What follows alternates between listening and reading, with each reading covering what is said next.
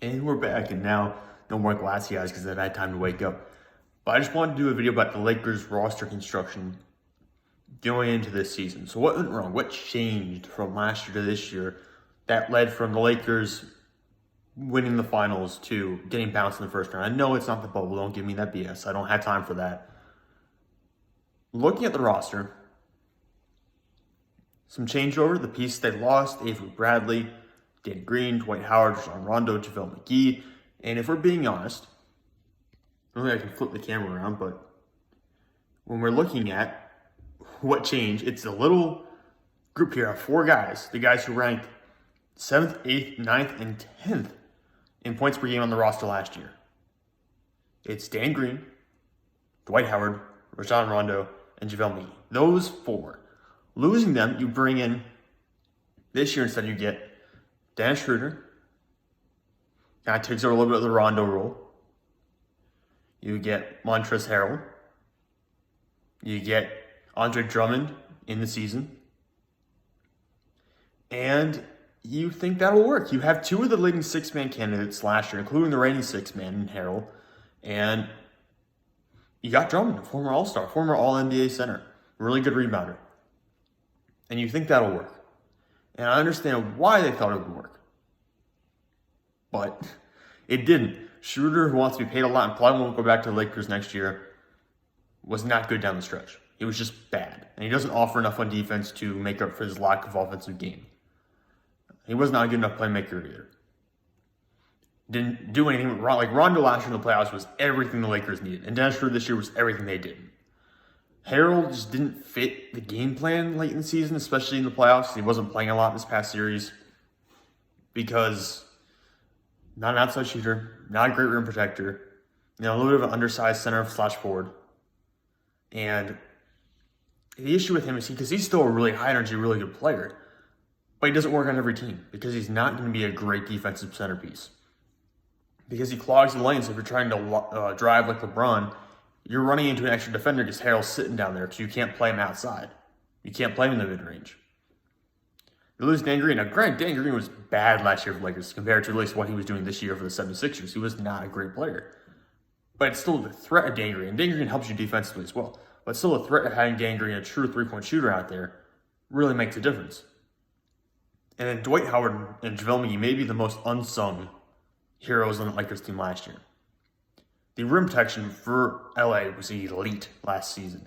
And the large reason for that is because Dwight Howard went out there and Dwight Howard didn't have to shoot. Dwight Howard could get 2 points a night and take 2 shots and be fine. But he was going to have 6 or 7 rebounds. He was going to have 1 or 2 blocks. He was going to make an impact on that defensive end. And that was all he had to worry about. Same with JaVale McGee. JaVale McGee would go in early in the game. He would play, 12, 18 minutes, somewhere in that range. And that was it. And all they needed, they didn't need points from him. They needed 4 or 5 points from him the night.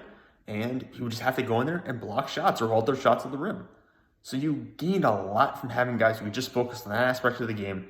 And of course, having a healthy Anthony Davis helped you throughout the process. And again, healthy LeBron as well, which you didn't have this year. But those guys were so critical to what they were doing. And like I said, you bring in Andre Drummond, who wants to score. Andre Drummond wants to shoot. And Andre Drummond is not athletic enough to be a stopper at the rim. He's not athletic enough to follow guys or track guys down the lane when they're going by him. Guards can just blow by him. He'll foul to get himself out of trouble.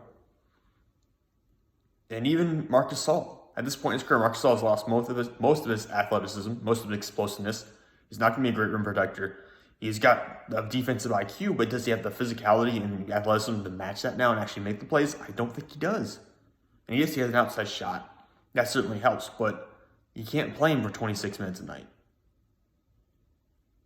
And Harrell won't match that either because, like I said, his issue is the defensive end. You don't get the rim protection.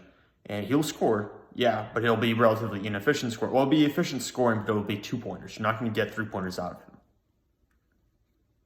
So, looking at it, and even, just looking at the rest, even Wesley Matthews I like Wesley Matthews as an addition. I think he was a good addition because of the defensive help he gives you. But it just was not enough compared to what you had last year. So I think Rob Pelinka really needs to get on his high horse this offseason and have an executive of the year type offseason because he needs to completely change the roster around. Harrell has a player option, so he could become a free agent. Dan Schroeder probably will become a free agent. Andre Drummond's going to be a free agent.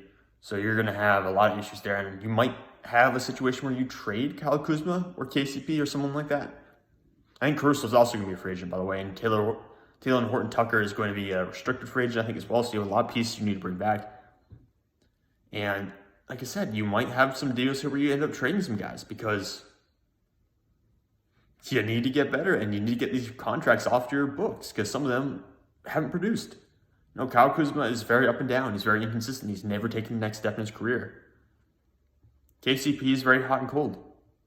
So you need to find ways to invest your money in smart, consistent players, two-way players. You need to get at least one more rim protector who can just focus on that alone, just be a rim protector. You need more shooters. You need more Danny Greens, two-way kind of guys who will shoot and shoot efficiently from the outside. And you need a playmaker. You need someone who can handle the ball other than LeBron. And I understand Schroeder can do a little bit of that, but you need someone who can do it much better than what he did late in the postseason.